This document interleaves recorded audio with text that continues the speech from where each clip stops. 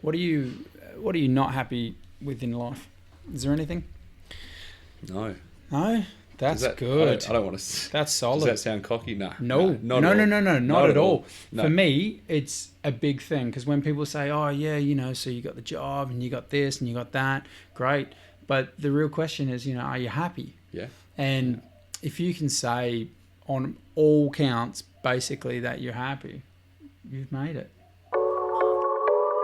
Seems like the come up is real. That's about living it up in the hills. Working this job cause it's paying my bills. Made a foundation I'm looking to build. Need all my wishes fulfilled. Turn all my dreams to reality. No one just chasing the vision. Oh, yeah, kind of.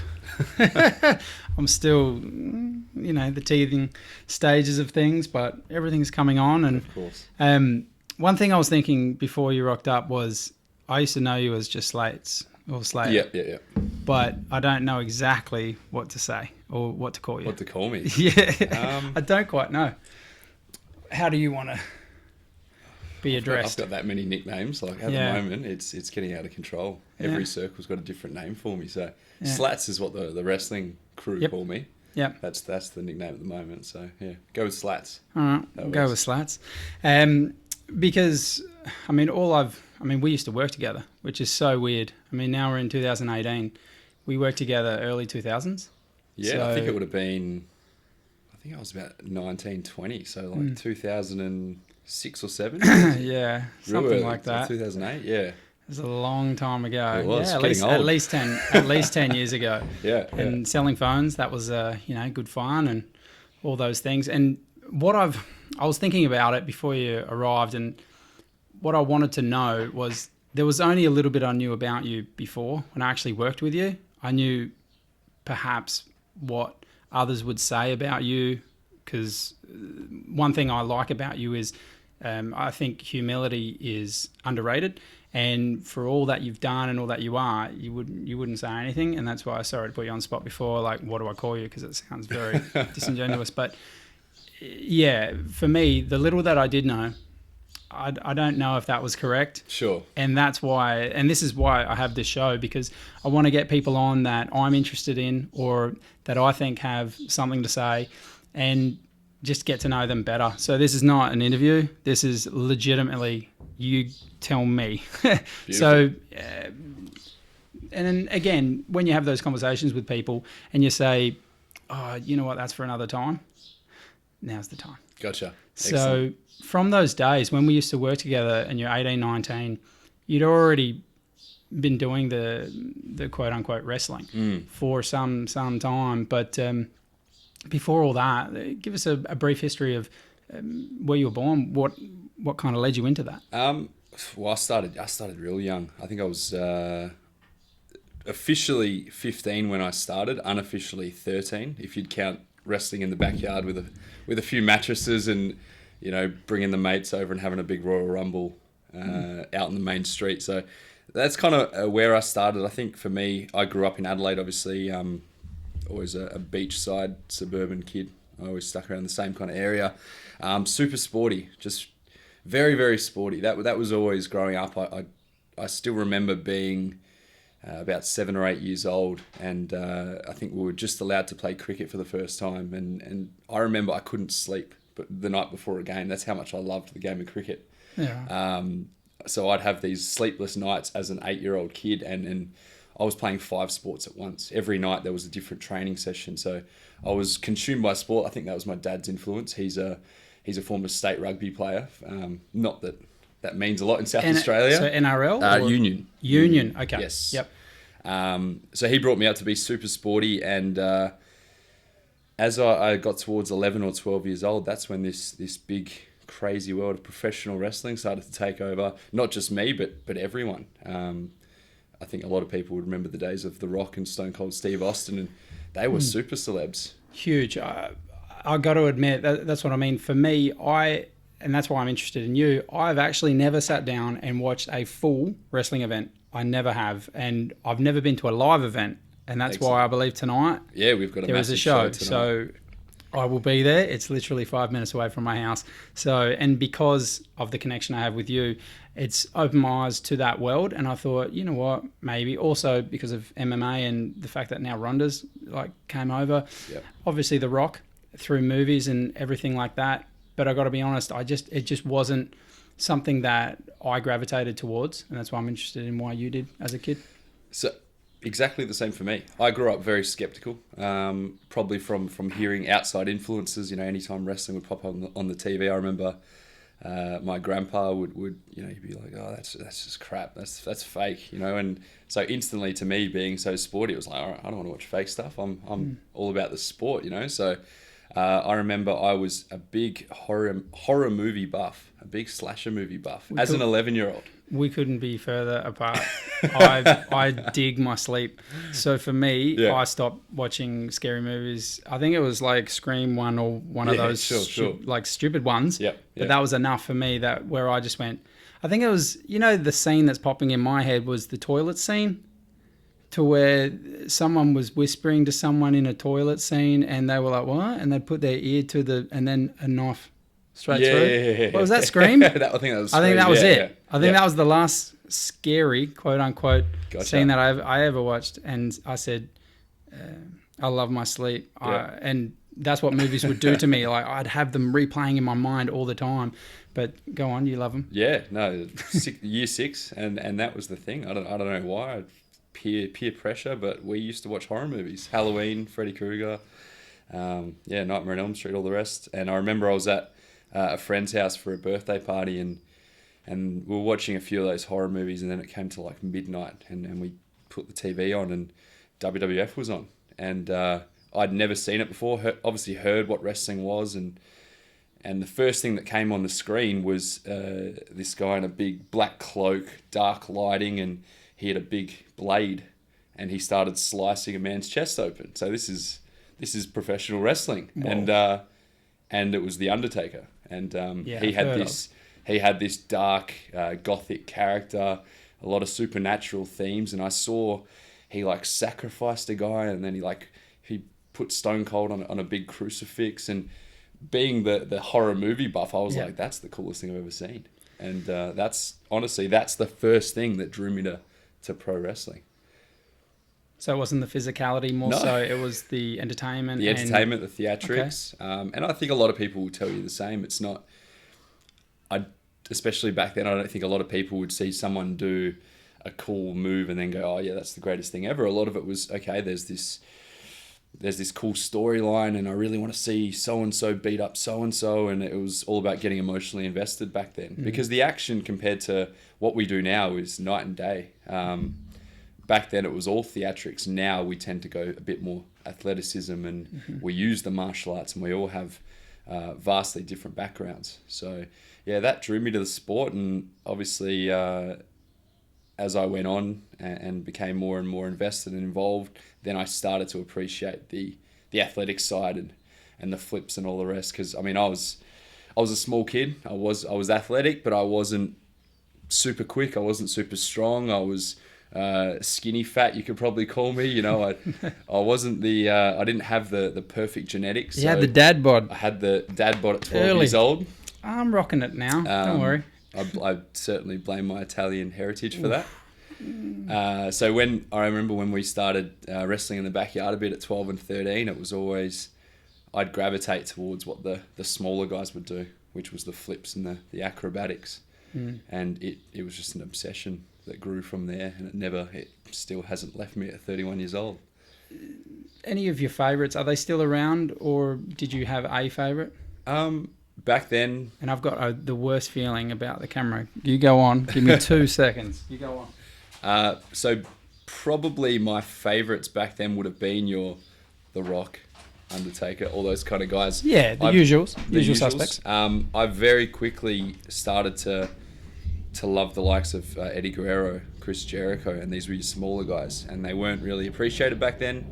They were seen as almost like a sideshow act. They'd come out, they'd do their flips for a few minutes, and then, all right, they're out the way now, let's get the superstars out there. But regardless of that, I wanted to see them. So I would watch them, and I would try to emulate them. And I mean, a lot of them are a lot older now. This is, almost 20 years ago. No, over 20 years ago. So a lot of them are a bit older. Some of them still wrestle. Chris Jericho was a super favourite of mine growing up, and he's still involved. Right. But I think the pro wrestling back then, with what it was, you could be a little older. There were 40, 50-year-olds going at it hard, and now with the high impact, I think the age has reduced. I mean, I'm 31, and to some, I'm already seen as being a little too old, or at least getting up there.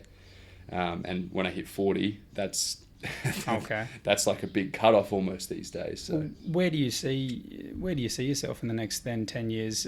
You obviously love it. So I do. What do you think? I remember 1 year at a time? 4 years ago saying that when I hit 30, if I hadn't made it, I'd probably slow down.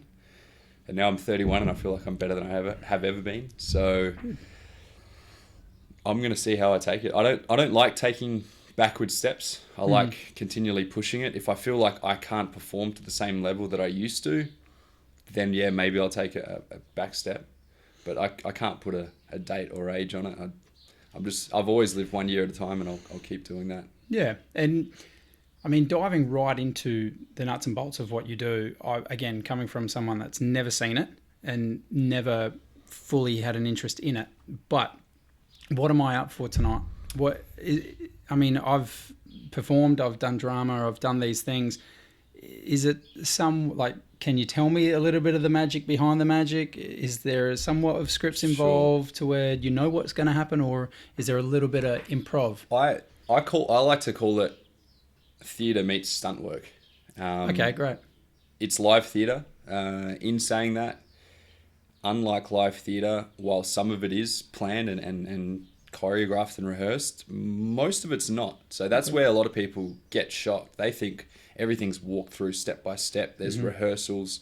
That doesn't exist. I mean, I'll be at the venue 2 hours before the show starts, and I haven't even met the guy I'm wrestling. Wow. So a lot of it's improv, and that comes from years and years of experience. It's not something you can do train for 2 months and then off you go. Most of the up and comers 1 to 2 years before they even get to have a match. Right. Because there are so many elements.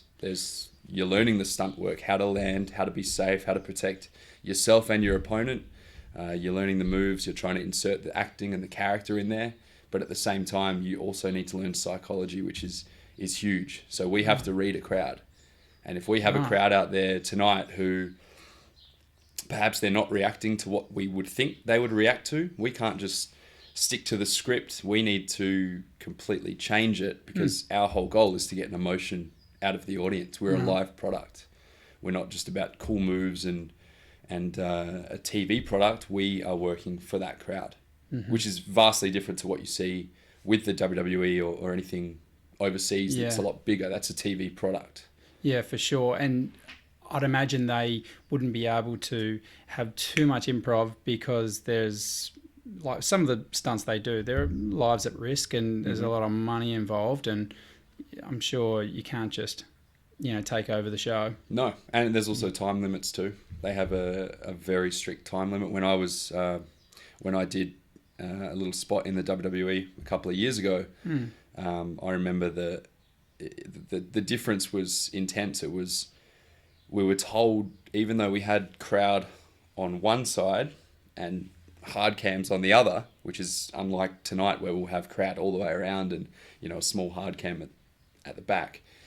We were told, even though there's crowd and they're loud and they're noisy on that one side, you need to face the camera. So you've got people behind you making noise, and you can't really acknowledge them to some extent, because there's 1,000 people there, there's 1 million people at home, and the time limits are crazy too. You need to hit that time limit because they have ads, they have a 30-minute block they have to hit. So it was like, all right, you must go for 5 minutes and 30 seconds, and if you go 20 seconds over, you're in trouble. Whereas we tonight, we do have we have a structure. There's a somewhat loose structure to things, but we very much play off the audience we have, and if that audience are exploding, then we're going to go harder and we're going to go longer, and Yeah. Yeah, you might hear me. I'm not sure.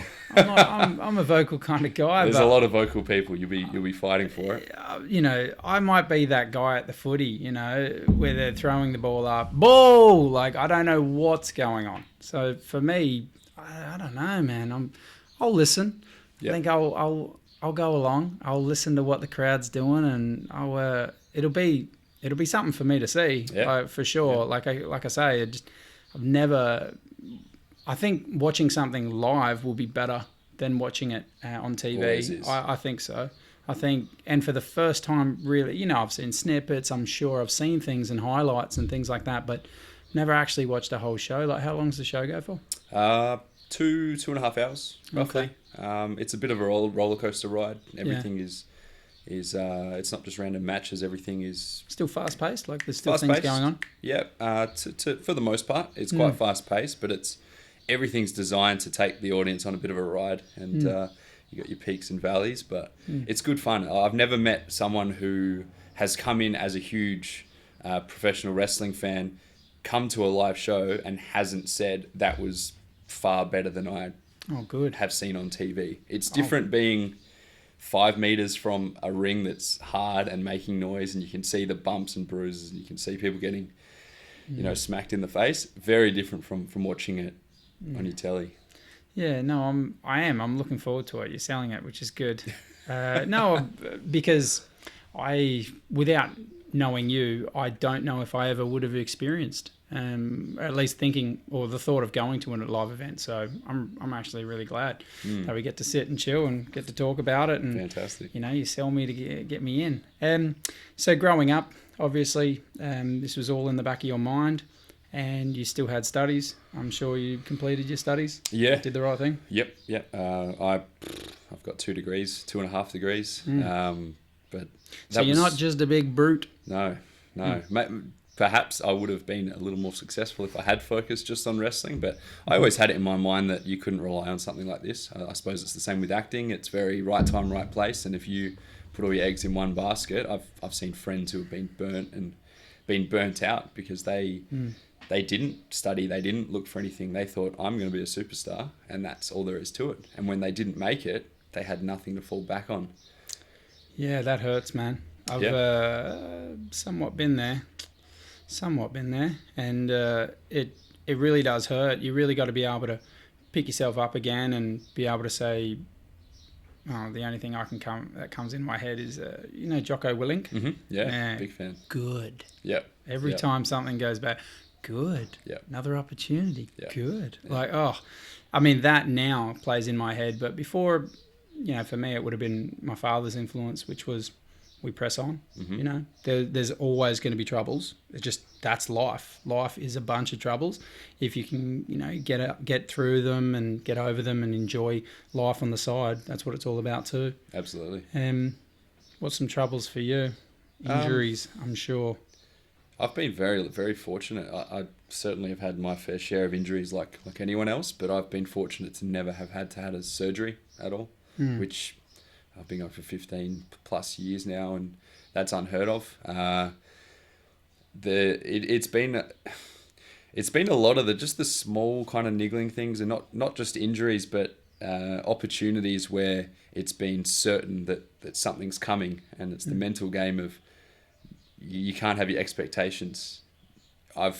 Even in the past few years, I've had so many times when I was practically told, yep, that's it. We're going to sign you, big promotion, big money, whatever. Yeah. And then all of a sudden, everything goes radio silence, gone. And then you wonder, you don't know, because communication is not the best in this industry. People will communicate if they love you to death. If they want you. If they want you. And if they all of a sudden don't want you for whatever reason, you have to just guess why. And you'll never find out. And if old, I'll call you. Absolutely. So the mental game has been tough. I'm very fortunate in that I have a lot of gratitude. I express gratitude, and that's something that's come up without me even knowing. My fiance she does a lot of positive psychology. She's studied it and teaches it. And after we kind of met and whatnot, she as we would talk, and I would talk about my struggles in the industry and trying to make it to the next level, she was kind of like, she was always saying, gratitude is big. And I started to realize, well, yeah, I do. I appreciate the journey. I don't get too cut if I'm not where I want to be. I try to appreciate every moment, even with pro wrestling, the fact that I get to travel a lot on someone's dime, which a lot of people would go, oh yeah, but it's just Australia. You're not on TV. You're not getting famous overseas, but I still get to travel. I still get to meet new friends and see new faces, and I try to make the best of every situation. So that's been my saving grace. But yeah, if you don't, then this industry will burn you. Yeah, I've been different industry, same sort of principles behind it, and it's true. They can. I mean, it's you're hot 1 minute and you're cold the other, and the next, and it's the same. It's the same thing in the entertainment industry, where you've just got to watch your back. You've got to enjoy what you're doing for the moment, because you don't know when it will end, and like the enjoyment factor. Do you enjoy the fact that you've been to some of the heights of heights currently? You may go even further, and then coming back to a show like tonight, are you like the big fish in the small pond tonight? To some extent, yeah, and that's why they bring me over, is a little bit of name value. I wouldn't, the people who do know me are very hardcore fans. You're being humble, but yeah, I get it. No, but it's I'm not a mainstream name by any chance. No one in Australia is, but yeah, like it's great coming back and being the big fish. But I think I've always thrived from being the small fish in a big pond. Yeah, be underestimated. I don't like being number one. I don't care if people think, oh, you were the best guy on that show, or you're the best guy in the state or country. That doesn't mean anything to me, because I think every time I reach a goal, I push it further, and okay, cool, that's awesome. But my goal is now to go one further, which has helped me to keep pushing and not be complacent. But yeah, it is always good looking back on.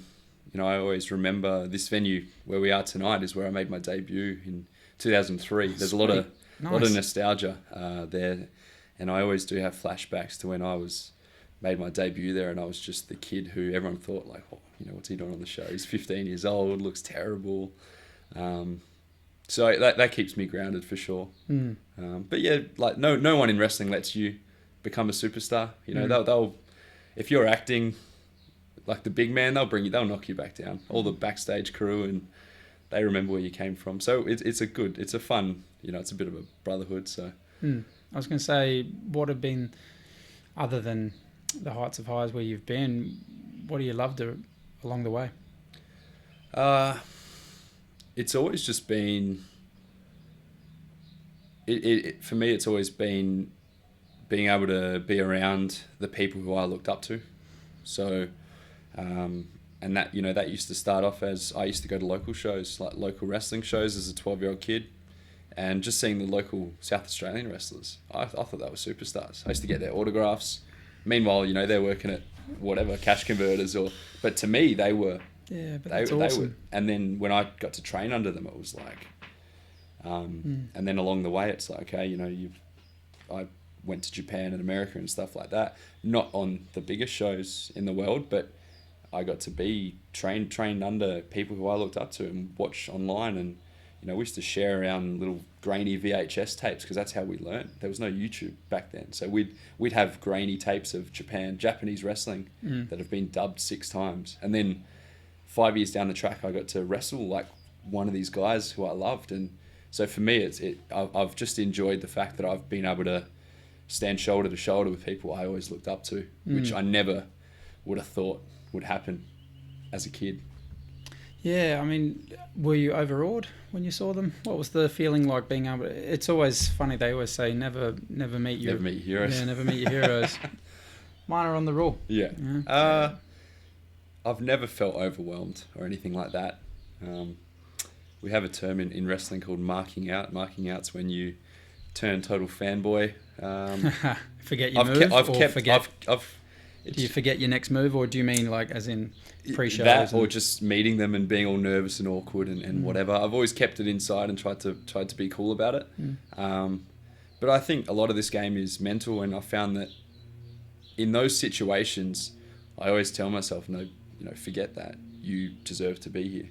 You're here for a reason, and that kind of puts me on their level, because I've found that confidence is 100% of what we do. And you're saying before about humility, and I feel like I am quite humble in a lot of ways, but when it's go time before the show starts, I'm telling myself, you're the man, you got to go out there and be a superstar, because otherwise you're playing a character, and I don't want to play a character. I need to be, I guess it's like method acting. Yeah, so absolutely. I need to be that character, and if my character is a superstar who thinks of themselves as being a superstar, then that's who I have to transform into. So I've always tried to put myself on the level of where I am and not be too starstruck. Method acting, it's very, very, it's identical, obviously, to what you're saying. And there's some pitfalls in that, because for me, I was always, method. Always. If I didn't feel it in here and express it through here, it didn't make sense. It just wouldn't make sense, because especially on small screen and things of that nature, because it's right here. If you don't feel it up here, well, it doesn't matter about the way the body goes with the character. Somewhat when you're in theatre, it's a little more from the body, and it will then come through, because no one can really see this close to your face, so it's more about projecting. But it's cool to hear that there's some similarities in between, with the method acting, and there's some pitfalls, like I was saying, with one of my favourite actors, Aussie Heath Ledger, and there's a lot of things going on in the background of that man's life, I'm sure, but one of them was the fact that he would throw himself into the character in which he was doing, and the character that he was doing at that time was the Joker, and from all accounts, everyone knows he kicked ass. Like, that was one of the best Jokers you've ever seen, or the best characters you've ever seen. But did you hear some of the stories of how he was getting in character? So I remember Nicholson saying, I think it was maybe after his death or something, but Nicholson basically said, like, I warned him. That's pros and cons. Yeah, it's a tough role. You need to, it's a deep, dark, passionate, role. And, man, it can really send you around the twist. Yeah. I've done tiny roles, like nothings, or just auditions that have sent me around the twist. Yeah. Just because if you want to embody, that character. So how close is your character to you? I have, I guess, a couple of different alter egos depending on where I go. Most of the time I'm the bad guy, or heel, quote unquote. In Adelaide, not quite. I found that, I think being a hometown, I was a heel, and I don't think they bought it. They were like, nah, you're the hometown boy, we still love you. So I'm now the baby face, which is the good guy. I've always found it interesting that a lot of the best characters in wrestling have always said, this is just me turned up. So in times when I played a character, I felt like I wasn't being genuine or authentic, and it probably came across that way. So as the good guy, I'm pretty intense, which is who I am when I'm training and that kind of thing. I'm quite laid back at the same time, so I try to find both of those qualities in the ring. So I'll mess around, and like, even as a good guy, I'll be a little bit of a douche, and just like just to mess with my opponent and stuff, which is kind of me. I'm just like laid back, try to take the piss out of everyone, but at the same time, when it's time to go, which is the same with my with me, I'll be cool, laid back, chilled out, but then when it's time to go, I'll push pretty hard. Polar opposite to my heel character. I'm pretty much just the smug scumbag. I don't know if that's who I am, but I've always tapped into it quite easily. I've always tapped into it, and I think that probably comes from idolizing The Rock when I was a kid and just copying what he did. And he used to refer to himself in the third person. Yeah. So that's always been a natural character that's come to me. Yeah, I remember watching, The Rock as an actor. I like his work, you know, and he never beats around the bush to the fact that he knows he's an entertainer. He's not like your actor's actor. Sure. He's not a Daniel Day-Lewis. And there's not many like Daniel Day-Lewis, but he is the most paid actor in the world. Oh, yeah. Like, that is incredible. What's his company? $6? $7? Yeah. Something like that, I think, because that's how much he had in his pocket at the time. Yeah. I mean, the background to The Rock, obviously, some people know a little bit more, but his dad was semi-famous. Like, his dad was... Very famous. Very. Okay, well, there you go. Yep. So, Yep. yeah, so he had a little bit of a helping of a start there. Mm-hmm. I would attest, I hate the word privilege and all this, you know, in this political correct climate. But there was some privilege there, obviously, because if you're already in the eyes of the direct, quote unquote, directors, producers of what happens, suddenly you'd be seen. Absolutely. His grandpa was also a famous wrestler. He's from a wrestling family. The third, fourth, yeah. Yeah, grew up in the business. So yeah, when it was time to get a look in, he had zero experience. But you know, we'll put you straight to the top scouts. But at the same time, you have to perform. And from all reports, he was a natural athlete and absolutely killed it. So there's a lot of third and fourth generation stars out there. But if they're not good enough, they're not going to make it. Yeah, no, you're absolutely right, and that's true, and that's why half the battle. That's why they don't say the whole battle, but half the battle is getting in front of someone. If you then like got nothing, well, then you got nothing. But if you're in front and you've got some tools in the back pocket ready to go, great. And yeah, I did hear that he was quite the NFL junior star already, and he was on the rise, but he was going to get drafted, but didn't, something like that. It was close. He's in the Canadian Football League, so which isn't quite NFL. So reserves type thing. Yeah. Yeah. Well, and he almost made the wall. What do you think of that wall, huh? That's great. It's a good list. Yeah, well, the problem was I had about 10. Yeah, right. And I said, why can't we, do, like, I don't know, 8 or something? And he said, like the artist, Mike. He's from South Australia, Mike Sander Art, if anyone wants to look him up on Facebook. But basically I had about 10 people. And again, yes, toxic masculinity. They were all men. I'm sure because my family split when I was 10 or 11, mum left, so which is abnormal. And dad then brought us all up. So 3 boys and a girl under dad's authority. And so masculinity was, you're in or you're out, I guess. And so for me, I've always looked as heroes in their field, these people.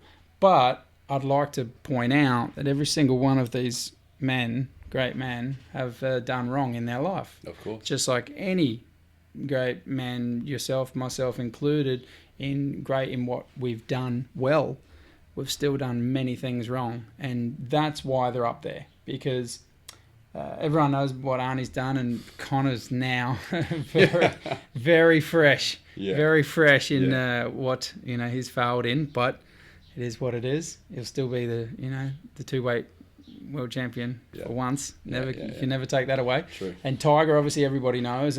But Slater, most people don't know. And in my eyes, he went with Pamela Anderson. Now, that's a bit of a fail. I mean, it's kind of cool, but in my eyes, I'm like, what are you doing? And if you saw Baywatch, if you ever saw the Baywatch episode, so basically he's a professional surfer, one of the best ever, and he's almost drowning at the beach. Right. Okay. And so Pamela Anderson, has to come and help him. Newer episode, or is that one of the old ones? Yeah, right. I reckon it was when he had hair.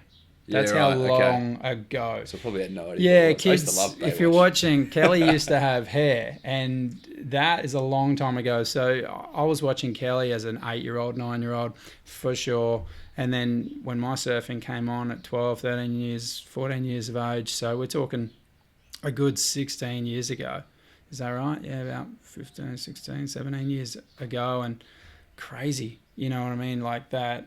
And I know, Baywatch, that was one of his, I'm sure it was a marketing coup. I'm sure one of his brilliant managers said, hey man, this is the #1 show in America, and I wonder why.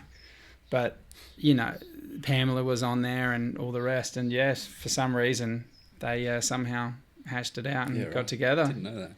Every great man falls. All right, that's all I'm saying. And I mean, obviously with Connor, far out. Did you happen to catch the fight? Yeah, absolutely. I was in Melbourne last week, watched it live. So yeah, I'm a big grappling wrestling fan. So I loved. Well, then you would have been loved happy. every second of it. Yeah, you would have been happy. I'm a Conor McGregor fan, and I'm a Khabib Nurmagomedov fan as well. I mean, I think the dude is amazing. What were some insights that you thought from the fight? What do you think? I love Conor too, and you see a lot of purist MMA fans and fighters who will do anything to be against Conor for what he brings. But again, I'm in professional wrestling. I love the entertainment side. The fact that Conor walks out there and before he's even stepped into that cage, he's already got millions of dollars in his pocket from the fight. I love that. I think at times I look back on like old UFC and Pride and I see when it was kind of like the Wild West, like no drug testing and all of that. I loved it. I honestly did. But the fight went pretty much how I thought it was. Conor's always got the unpredictable. The way he took out Aldo in 13 seconds, and then Eddie. And even with Nate, his striking can't be overlooked. But he looked a little different. I don't know what it was. I'm glad you said that. I feel like the previous Conor we'd seen in terms of his movement and his striking was almost Anderson Silva-esque with the elusiveness at times and the unpredictability, and he just seemed to walk down Nurmagomedov, which is probably the worst thing you can possibly do. Yeah, because you're planting your feet, and his skill set is to shoot that first leg. Yeah. And if he gets a hold of your leg, you're game over. If he doesn't have your leg, you're okay. But once he's got that one leg, you don't need your hips. Like he has a unique way of wrapping it up and then using the grappling techniques to somehow get you down in the middle of the cage or closer to the edge of the cage. Sure. Yeah, I'm glad you said that, because honestly, I didn't think it was the same Conor we've seen, and maybe that's what happens when you get what's called fuck you money. Yeah. Once you've got $100 million in the bank and your kids and grandkids are now set for life, that's the hardest fight, the next fight after that, because what are you fighting for? That's what you've got to understand. What are you actually fighting for? Are you fighting for the love of it? And that's what we were all told that he was, and he came out and said, I'm not fighting for money anymore, even though I'm a prize fighter. I'm fighting for the love of the game. And he did pick the worst opponent stylistically for him. Of course, absolutely. Like, I think credit to Conor that, Khabib is the worst for him. Like, if they stayed standing, maybe not. But even then, I think Khabib actually got him a few good ones. Obviously rocked him in the second, I think. But yeah, he just sort of looked like he had his measure almost everywhere, which was really disappointing, because I'm not going to try to take anything away from Khabib, but Conor just didn't look the normal Conor. No. In my opinion. I just saw yesterday on Twitter, and hats off to John Kavanagh, because he got back to this just random person's tweet, and he said, was Conor sick? Was like, what was up with Conor? Was anything? But they wouldn't tell you anyway. But John said no, he wasn't sick. Just quite simply, no, he wasn't sick. So maybe they're just being honourable and not taking anything away from Khabib. Possibly. They tend to be, that crew tends to actually... It's weird, they never give excuses. For all the show, they are extremely humble after the fight. You'll never see Conor talk smack after a fight. So, no. Yeah, I listened to a podcast with John Kavanagh recently. I think it was Rogan's podcast. Yeah. And he was talking about... he was just... talking about the fact that even though Conor's got all this money, he wants to fight every weekend. He's like, if he could fight every Saturday, he'd be happy. But like you said, I know they say that, but it only takes a little bit of difference in motivation and whatnot to change the game. So, who knows? Yeah, that's the point. Having that livelihood done. Yeah. It's the same thing when people say, okay, so you've won the lottery, you've got all the money in the world. Now what would you do? Now, if you can honestly say that you would do what you're doing currently, then you're in the right industry. Yeah, I of think course. so. Now, if you gave me the lottery, I'd still want to do this. I wouldn't be doing what I'm doing. Yeah. I would not. It just is what it is. Yeah. I'm very grateful for what I have. It has afforded me the luxury of now, the bank owning the home, but me paying off a home for my 2 kids and beautiful wife. And so I'm blessed in that. But I wouldn't do it if I had all the money in the world. But would I sit down with people that I find interesting and want to, chit chat? Absolutely. Sure. This is exactly, and this is how I then know I'm doing what I want to do. Yeah, and certainly. I would do it. And you would still turn up tonight? I would. Yep, absolutely. This has been the one thing. On the side, I'm a teacher, phys ed teacher, primary school. And to some extent, I think if... You're a minority. Yeah. There wouldn't be too many men. Which is good. That's what I'm saying. which is good. That's great. Yeah. So you teach what age level? 5 to 12. Okay, 5 to 5 12. years old Yeah, to but 12. Oh, 5-year-old to 12-year-old. Yeah. Sorry. So that's like year, 2 to... Reception or... Yeah, reception to... Pre-primary in WA. But So how's your finger painting skills? I'm great at duck, duck, goose. That's my specialty. Woo. Nice. But like even with teaching, I feel like even if I had all the money in the world, no, I wouldn't be teaching. Mm-hmm. But I would still want to teach in some way. Yes. Teach professional wrestling or teach something. I feel like I couldn't just live without giving back. Yes. And that's what drew me to teaching, was the fact that I coach wrestling even from age 19. No pay or anything, just out of fun.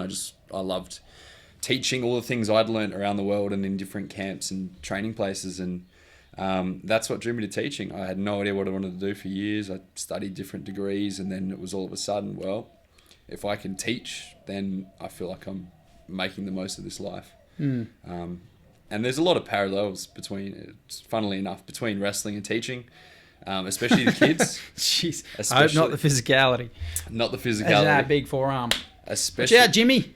Exactly. Cop this. But especially with the kids, I started as a high school teacher and hated it. I really? absolutely despised it. Why? Multiple reasons. A lot of the reasons was the fact that, especially with phys ed, people have already made their mind up on whether they are a huge fan of it or whether they hate it, but they can't actually decide whether they are allowed to do it until year 10 or year 11. That's when you can cut it out. So I started off teaching a lot of year 8 to 9s who would either, stuff you, I'm done, or, yeah, cool, they love it. And then at the same time with teenagers, and especially me I was 25 at the time, quite young, and I was in wrestling and whatever, and social media is big, and they were like, searching me, and I actually there were 2 schools I was doing relief teaching at who gave me the flick because of wrestling. Yeah. And that's when I decided, I actually got an opportunity in a primary school and thought, I am not confident and comfortable with kids. That's why I started in high school, but it was a job and I took it and instantly loved it. Because I feel like wrestling now is we're starting to get a lot of 18 to 35-year-olds. It's becoming more of a cool, hip night out. But up until the last couple of years, it was mostly a families and kids presentation. Wow.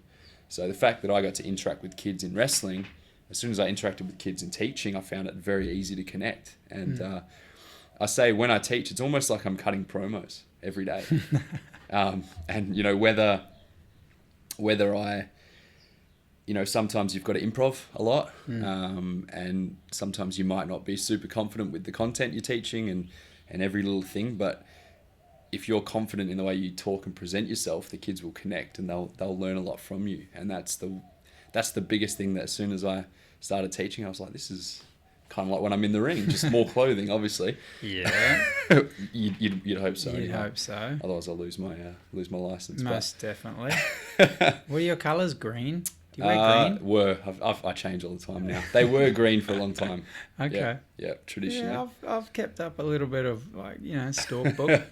I watched a little bit. I'm sure I've seen a few promos cut. Yeah. And a few costume changes. But well, you're a minority, and that's crazy. That's cool. That's why I didn't know what grade that you did teach, and so, I mean, those early years, they are a grind. trying to do what you want to do. Yep. By the subsequent, like, the money you have to earn in order to do it. Mm-hmm. They're not easy. I mean, that's what I mean. You were working, selling phones with me. Yeah. I've worked since I was 15 without fail. I've worked.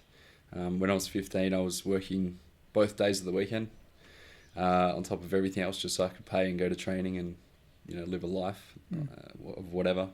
As soon as I left school, I went straight into full-time work just so I could pay to take myself overseas and train at I trained at a Japanese dojo for a couple months. Went to California for 6 months. So my life was basically earn money, try to get yourself seen. And back then, the Australian wrestling scene was very local without social media and television publicity. Now, there's a lot of people overseas with their eyes on us. And until 2014, no one knew about Australian wrestling. So because of that, we never thought we could make it. And a few of us gave it a slog. Like, we paid a couple grand and flew ourselves overseas and wrestled in front of 20 people in a Californian supermarket. Anything to try to get your name out. And it just kept failing. No one made it. And then after all the slog, when we thought, it's all been for nothing. Cool, we've had fun and good times. In 2014, they started to take notice, and WWE actually came over and ran a big exclusive tryout, which is what got me over there. And since then, it's just boomed. So yeah, it's a different world now for sure. I can't remember what my original point was, but it's a massive industry. The country's, huge. I mean, it's huge in America. Where else is it huge? Obviously, Japan. Japan has always had a huge culture for it. Mexico as well, lucha libre, big masked wrestlers. And now UK has been the fourth scene that's picked up. UK's huge. A lot of the Aussies have flown to UK and gotten a visa and whatnot. And after that, I mean, it's pretty even playing field. I'd say Australia by far the most underrated scene in terms of talent. Now a lot of our guys are starting to get picked up. We have 10 to 12 wrestlers from Australia who started here doing the small shows, who are now making money and living overseas on TV and whatnot. Whereas, and like I was going to say, until 4 years ago, that was zero. We had no Aussies. So yeah, now it's all starting to change. And it's, like I said, it's all social media. It's all so easy. You jump on YouTube, you can see wrestling from any country in the world. No matter how good or bad, it's free to just pop it up online and there you go. Yeah, it's crazy what the internet has done, huh? Big time. It's given me an opportunity in which to have a voice and do something that I want to do and let people be a fly on the wall, whether or not they want to. It's, within the reason of a click or not. And that's what's crazy with the world in which we live. One click. Like, should I send this tweet or should I not send this tweet? Well, it depends on if you've had Ambien or not. Like some of the problems that are, in the world just because of a tweet. Oh yeah, and the amount of stuff that's rehashed after 5-6 years. Yeah, I'm slightly worried, but I don't really think I have too much or too many problems. Please don't everybody go and have a look. But when I did a little stint in the WWE a couple of years ago, that's the one thing they said. They said, we need you to check your social media, make sure it's all kosher. I did that and I thought, there's nothing on here that's too bad. What'd they find? 7 pages of and honestly, it wasn't that bad, but even just like, there were a lot of trigger words. Wow. I remember they found a tweet from years earlier where I'd said, who was it? It was something like, Mitch Stark is a gun bowler.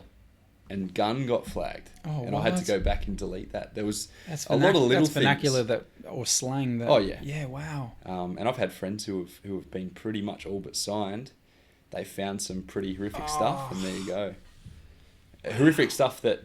Yeah, not that we would say horrific, yeah. Back then wasn't anything out of the usual, but it's isn't context everything? I mean, it should be. It should be everything. Big time. Yeah, it's a scary world, and that's why I like this type of discourse, because if you have a bad idea, I'll say it. I'm going to call it. And if I have one, you'll call it. Or you'll say, what do you mean by that? Explain yourself. And you've got time. That's why I want this. I want to have time to where someone can get their point across without me saying, look, you got 16 seconds. Because that's pretty much maximum what most sound bites are going to be. Yeah. You got 8 seconds, like 5, 10 seconds. I don't know if you just saw Kanye go to the White House.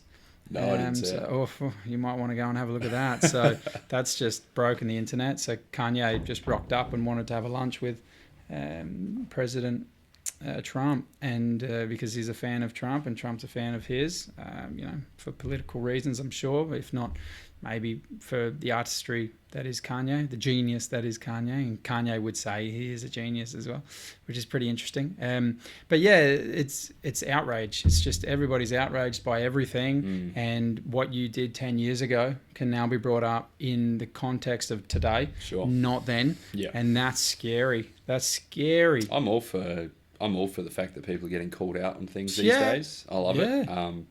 But yeah, there's not for back in the day. I do feel like people deserve a chance, like a second chance, and if something they did when they were younger and stupid and weren't aware of their consequences, and now they've changed their attitude and values, I don't know. It's a tough one. I don't feel like people should be punished if they if they've made up for it, and or at least if they've admitted fault, and it's just rehatching of old news or something like that, or or even if it's not personal, they bring it up anyway, disregarding the new family or life that they have. And yeah, it's pretty strange. It's I don't know, for me it's a strange world we live in, man. I'm happy I live where I live in Adelaide for now. I believe I'll probably be here for the whole of my life. There was a time when I did want to be obviously making movies and perhaps live here in LA or Sydney, and different things, but different thing comes, and that's where we are, and we are where we are, and I'm looking forward to tonight, man. It's going to be fun. I really am. I'm looking forward to seeing something. Yeah. Seeing something that I've never seen before, and experiencing others that are passionate, and just as passionate, if not more than you. Like they're there to see you. That's really cool. It must be somewhat humbling. It's nerve-wracking. Is it? Still nerve-wracking? No, I don't get nervous the way I used to. Yeah. But then, every now and then, it just I don't know, just every now and then, maybe like, for example, with this Adelaide show, I haven't been here in 6 months. And obviously I'm from here, moved interstate a couple of years ago. But even up until 6 months ago, I was on every single show, every month after month. And you find your groove. You feel like you connect with the same fans, a lot of the same ones coming show to show. It's been 6 months, and while I've been away, not a long time, but even wrestling in Adelaide has changed a lot, and a lot of new faces coming through. So I almost just have these thoughts of like, are they going to remember me? Like, stupid to think. But we're very insecure beings, professional wrestlers. We seem like we're confident, but on the inside, it's always like, do they like me? Do they like me? And that's always something that goes through your head. How am I going to go? Are they going to care? Blah, blah, blah. And then you get out there and it's like, it's all good. Old hat. Yeah, exactly. People are cheering. And so what's the average age? You think now it's a little bit more 18 to 35? 18 to 35. Or so it's not Big kids time. in their family? It's a little bit older? Certainly not. No. Kids have grown up? A lot of the fans now, because they're around my age, they were all the fans from the late 90s, very risque. They called it the Attitude Era because it was, the Jerry Springer era. And wrestling was just full of weapons and controversy and crazy storylines. And those fans disappeared the last 10, 15 years because pro wrestling went very PG, very corporate. And that's when the families and kids came in because there was no blood. You couldn't swear. It was very dumbed down. But only now it's the independent scene that we have here through social media has started to be seen. So you don't just have to wait once a year and go see WWE at the Entertainment Centre. You can go to a local show and you'll see people who are world class and they're doing it on their own terms. They don't have everything brushed over with a fine tooth comb. And so they're doing it for the love. Doing it for the love, and I feel like at times we're putting out a product that technically, fundamentally is probably better than a lot of what you see on TV. And I think people are noticing that.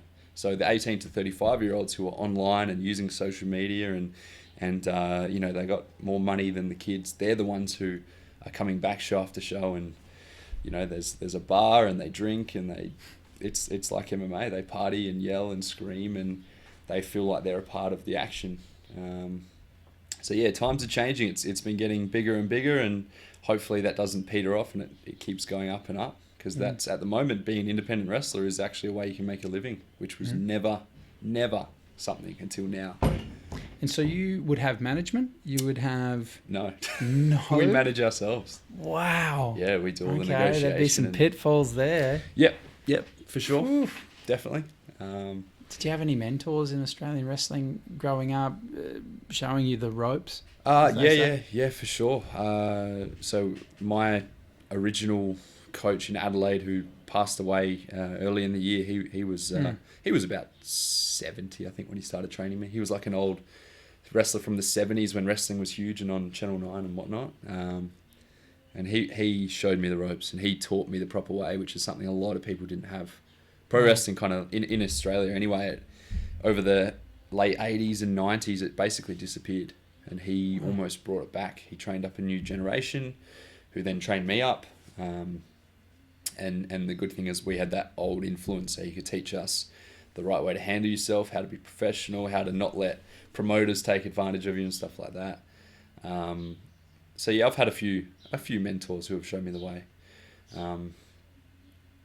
I feel like now where we are, having so many world-class talent in Australia, I feel like we're in a good spot to teach the next gen, that's where I want to end up, coaching and training. Well, what would you tell your 15-year-old self? What would you say? The things that you know now, what would you tell the 15-year-old? Just 3 points of how to get there and what to do. Knowing what I know now, I would have told the 15-year-old self to pack up and get overseas. And I did do that for short spurts, but move overseas. Go get a green card, go get something.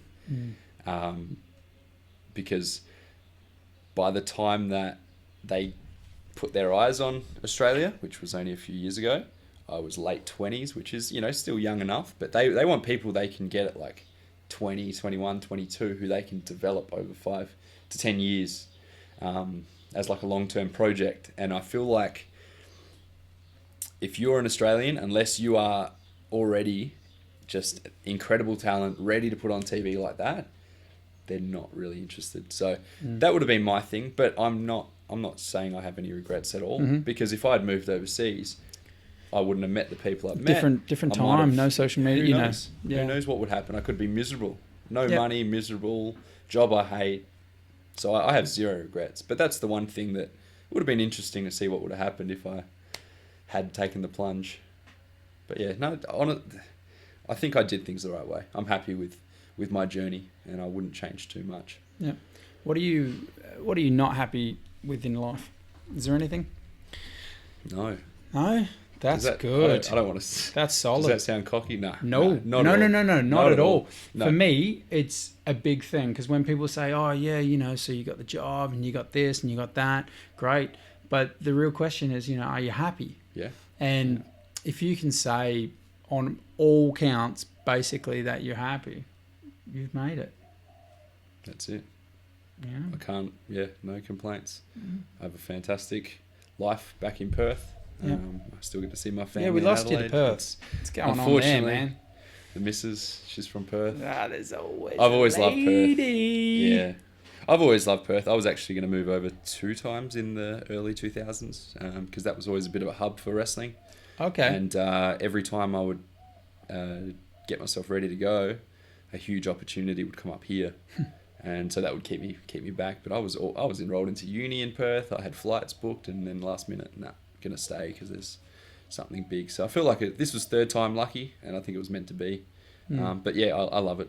I love it over there. I'm still very privileged in that they bring me over to Adelaide for shows. I still get to see my family. They live, 10-minute walk from the venue tonight, so it's all good. But yeah, zero complaints. For years, I've said, if tomorrow I get this career-ending injury and that's it, would I be unhappy? And I think no, I'd still be stoked. And so much more has happened since then. So I'm very happy, and I just look forward to the future. That's fantastic. Yeah, that's really encouraging too, because that's not normal. Like, that's good. I know, it's not, which is sad.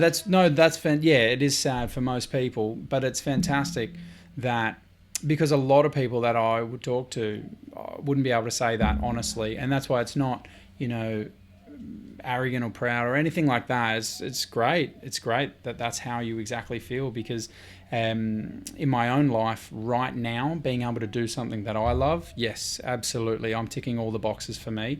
My home is a safe haven, like a safe space, if you will, to where it is just, there'll be arguments, there'll be, wrestling with my two little boys, but this is the safe place for them, all the love in the world, because we feel as soon as you walk out that door, a lot of what the world's got for you is negative and will drag you down.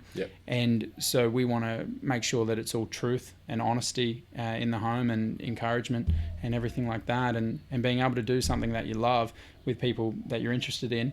That's exactly what I wanted to do here. The real reason why I got this started is because I sit down very shortly with my dad, or actually that'll be the first one I show. So probably I've already sat down with my dad, but the reason why I want to start off with my dad is because he started an Instagram page 4 years ago, and he went from 3 followers to now I think it's over 8,000 on Instagram. And he's a 67-year-old man with a slight pot belly, but he's still kind of fit because he surfs every day. And it's because he's a surfer and he loves surfing. And he's very, very passionate about it. And he knew all the surfers, and he's been a bit of a guru, one would say, to some of that 60s, 70s, 80s, kind of young guys. And so now on the Instagram, he just posts photos that he loves, and then we'll have little stories and just truths about the photo. So it wouldn't be his photos. It'll be someone else's photos. But he'll be like, oh, this is Byron in 67, and I slept on that bench with a sleeping bag, and and the milk bottle with this much, and and it's nostalgia, and a lot of his people just eat it up, and all over the world they just eat it up. And like I say, I was one of his first 3 or 4 what do they call followers, and now he's over 8,000 followers. And the main reason was I want to capture passion for what people love and do, and energy and enthusiasm, and also capture him. Probably 67, so probably not at his best, but certainly not at his worst, so that my next generation, my sons, just in case something happens, they have a good hour, 2 hours of grandpa, that's huge, talking about what he loves, and that is just the passion of surfing. But it's great to have. That's why I wanted to do this, just to have people that are passionate about what they do and get the word out, to be encouraging of one another. There's so much negative shit online nowadays that people put out, and young kids especially now get to view. And because it's not dire, but it's not filtered, you know what I mean? Absolutely. And so they just see negative. I don't know if you follow Gary Vaynerchuk. He's fantastic, isn't he? Love it. For sure. I watch all of his stuff to where it's just uplifting, and but that dude's a psycho. I don't exactly agree with how he just never sees his family. He literally works 18 to 20 hours a day and sleeps 4 to 6, sees his kid for 2 minutes, and then sees him on a Sunday, and that's it, kind of thing, Saturday, Sunday. They're together, but but that's his thing. That's his thing. But he certainly is influencing not just his kids, I guess, at home, but everybody nowadays. Everybody. And I guess you're influencing those as well, in young kids as well. And I've got a 3-year-old and a 1-year-old, and I'm sure I'm doing things wrong. Sorry? Who isn't? Yeah, I guess. It's a work in progress, isn't it? I'm sure I'll be there soon enough, but the after teaching, the parent life is. I have a lot of respect for parents. It's not easy. It's not easy, and it's funny that people are pretty hard on themselves at times. Big time. But then there is, I think people are just busy. Like, honestly, I think times have changed to where Dad went to work, Mum stayed home. well, not if you've got foreign investment and now everybody's just buying homes, and as if you're not going to sell your house for 20 grand more to the international family that are going to pay 20 grand more, or are you going to sell it for 20 grand less to the struggling Aussie family? You know what I mean? Yeah. People don't care. Money's money. Exactly. So everyone said, oh, you're going to pay me more? Done. Yeah. No worries. Yeah. And the problem is then you got to have two people working. Of course. And if you don't, and if you do, then you've got no time for your kids, and you've got strangers, bringing up your kids. And that's why for me, my house is 1940s without the domestic violence. I go to work, and Mum stays at home, and she has a nice little business on the side too, teaching children how to dance, just extracurricular, which is beautiful. But she does the heavy lifting. Mm-hmm. Like, I go to work for a holiday. Yeah. I'll be honest. Yeah. Like, literally, I got two psychos. Yeah. 3-year-old, 1-year-old, and they're just nuts. Yeah. And they're in a good way, but they're just so energetic. Mm. And that's why when people say, oh, no, have your career and then have kids later, bullshit. Like, if you're going to have kids earlier, surely. There's no way. Like, I'm 33, and I feel pretty good. I feel pretty fit. And my 3-year-old, come on, let's go run. Let's go up the hill. And I'm like, no, I'm tired. But you don't say that. You just, yeah, for sure, kid, let's do it. But otherwise, you just go to a playground, you sit there on your phone, you see people just sitting there on their phones, and it's a shame. I know. It's a shame. Honestly, the one biggest takeaway from my last few years is just be present in the moment. Yeah. Stop thinking about the past and the future. You've got to be present and be grateful for everything. I think if you're grateful for the little things in life, then you're not going to be disappointed. You're not going to have all those regrets. So let's see if I say the same thing in 2 years when I have kids. That's honourable, yeah. And I hope to have you back. Yeah. That'll be a good test. That'll be a good one. I'll have you back, and you'll be like, I've had enough. Yeah. I'm tired. I miss my life. Yeah. No, look, and that's always been my advice to, especially young men. I mean, I'm sure this will be a show for young men that want to, eavesdrop and just go, okay. So from, not that I know it all, or you do, but just to men, I guess. I'll have some ladies on the program for sure, but for me, majority, I'm sure, will be men, because as it has been, for me, I've always looked up to the masculinity and the can-do attitude, and I just want young guys to have the opportunity to eavesdrop and maybe learn from some mistakes we've already made and they're going to make as well, but at least have an opportunity, because most young men are on YouTube and watching watching online, and they may be your fans, they may be almost your age and your fans. Really 15 years ago they would have been true. 12, 13, 14, 15. Exactly right, yeah. And they're watching you, and this is you now. This is the arc. And it's just so cool to, you're grateful and you're happy with your lot in life.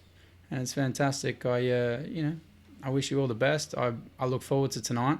I really do. I know you've got to go. So that's what I mean. I'll just say thank you now. And, no problem. If anyone out there, look him up, Slats. I don't know exactly your handles, and Damian. It's usually Damian Slater. Damian Slater. Most social media platforms, I'm sure you'll find it. But we'll do this. We'll do this again, man. I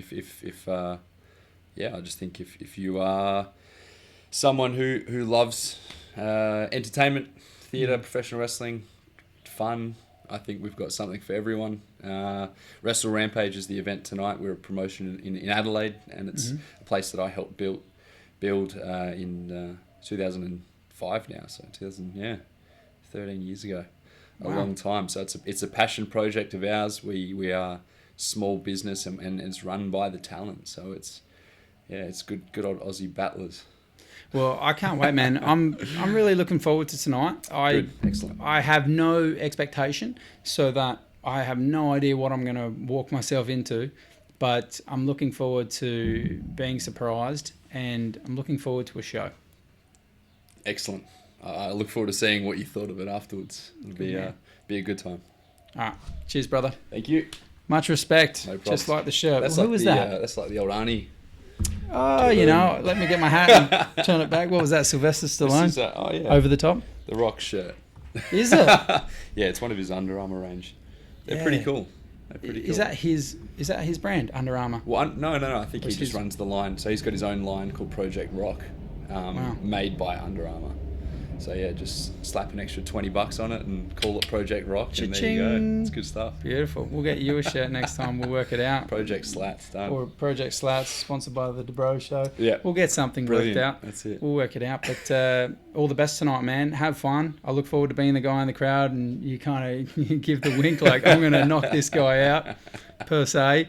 And yeah, I guess if you're at the show tonight, you'll see the man. And you might see the fanboy in the corner, not knowing what the hell's going on, but enjoying myself. So all the best tonight, mate, and all the best for the future. And Fantastic. We'll talk to you soon. Thank you. Good man. I'll let go of that one there. Sweet.